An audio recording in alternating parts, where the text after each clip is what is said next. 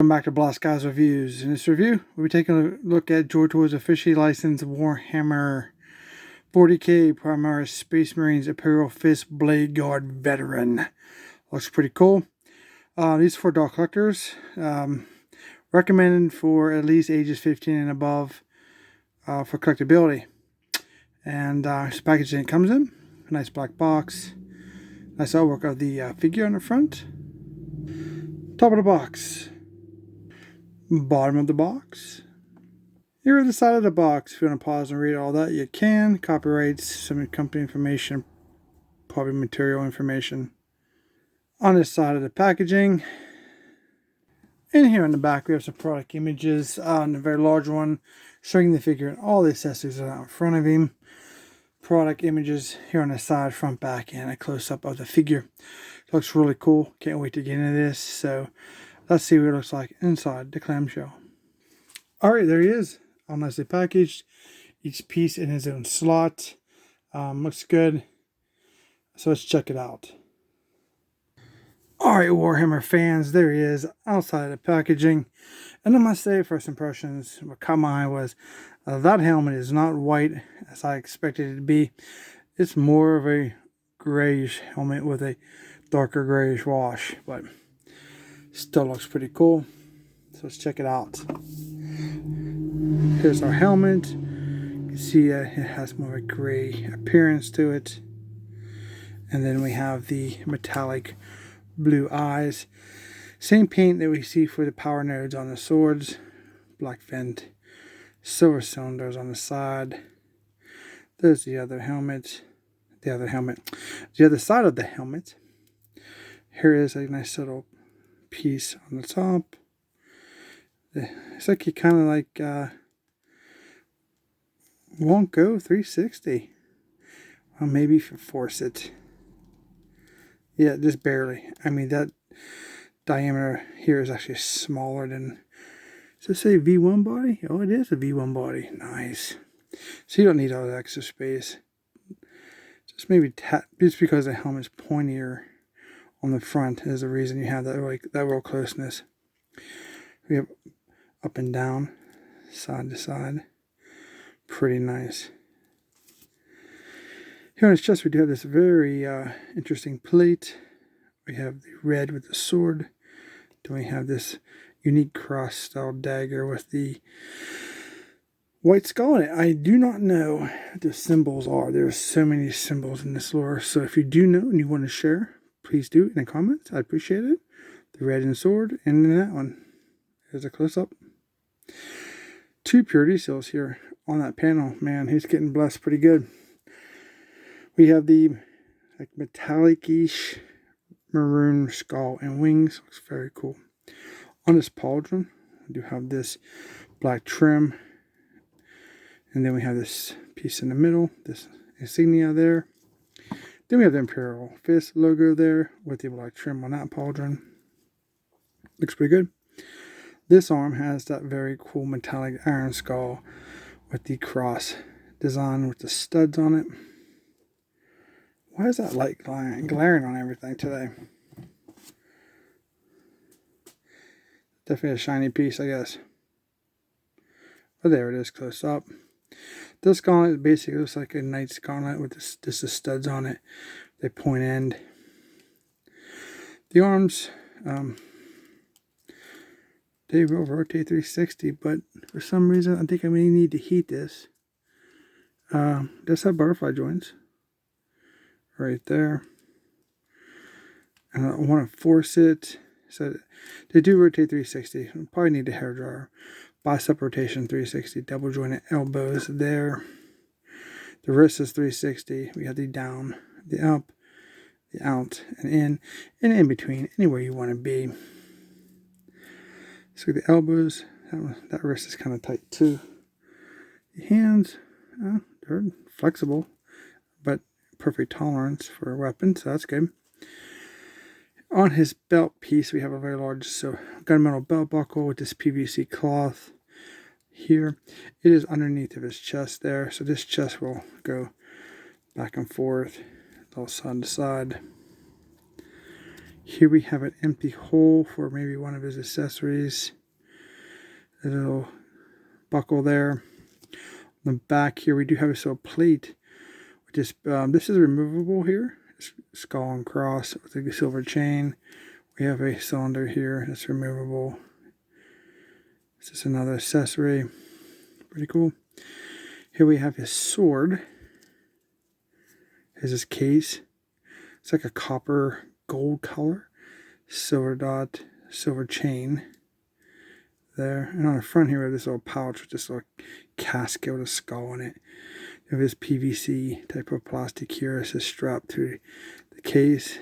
And his sword. Gunmetal blade into the silver. Power node there. You can see that's the same as the eyes. Gold here. Skull and spikes. Red handle. Gold on the top. And that fits perfectly. Tolerance right back into a sleeve. Thigh rotation 360 here. You're going to get too much of a split on these guys. There's a lot going on in these Bladeguard veterans. But the knee pads, here we have these little two vents above the knee pad. And the knee pad have this 3D sculpted iron skull right on there with the black eyes. Then we have this fanned out piece here with the silver studs on both knees, but this one does not have the skull. Lower body is just the armor that we're used to seeing. Double jointed knees. Just have this sort of piece here. Some silver there on the side. Feet do pivot down, up, rocker, and then if you want to force it around that cylinder, the cylinder here, you might be able to. I'm not going to try it. These figures are too expensive to take chances like that. Back of the figure. That's for his power pack. Be careful with the pegs. Two little cylinders on the lower level. So yeah, there's a lot going on this figure here. There's usually a lot of aesthetics on the Bladeguard veterans, at least for my experience, for the ones that I have. Pretty decent. Close up of some of this stuff. Really, really nice figure. Definitely will fit into the rest of my Imperial Fist. I think I have all the Imperial Fist that's been released figures, so that's good. At least for the Marines. So that's pretty cool. Alright, so there he is. Let's take a look at his accessories. Alright, so these three accessories is going to take a place, I believe, here in this hole. That's what it's going to be for. So, first off, you have the pistol case, iron skull, cool, silver on the bottom, brown, pistol inside, non-removable. So you can attach that right there, if you so like to do that. Now he has his pistol in the case. Since these are so big and not able to create a case with these massive guns that they come with, here's this gun. Gunmetal black, some blue there, drilled, well, most, try to drill, I guess, but you can see the other end. Better than nothing, I guess.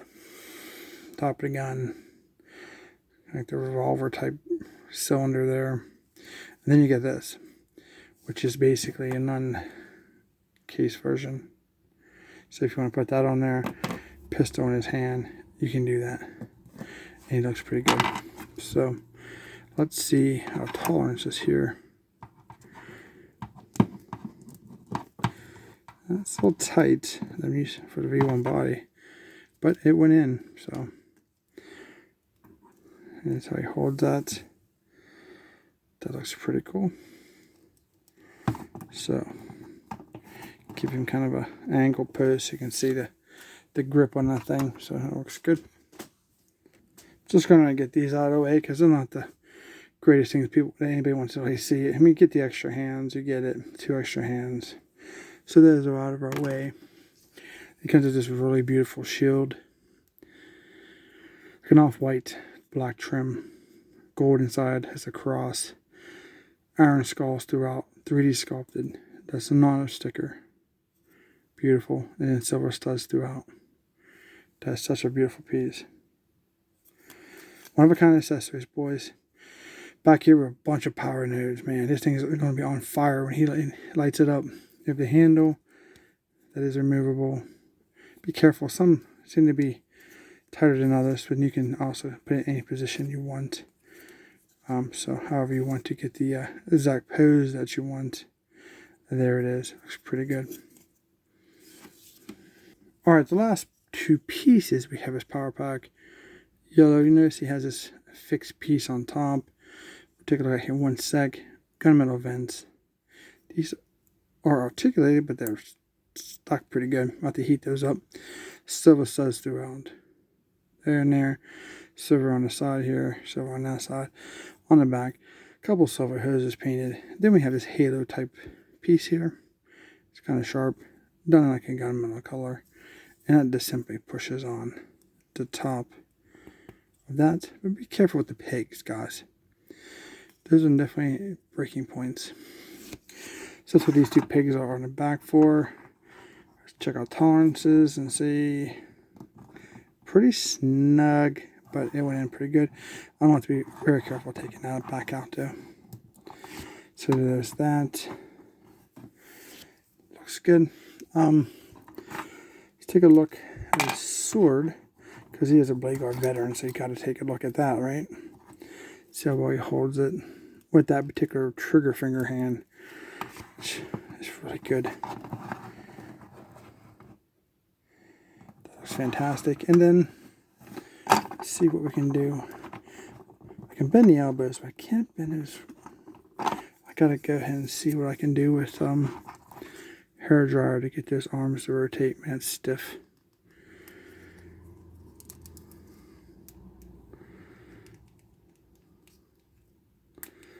Yeah, that's tight. Sorry guys, that's not gonna work out. Yeah, I can't even swap them out because they're so tight.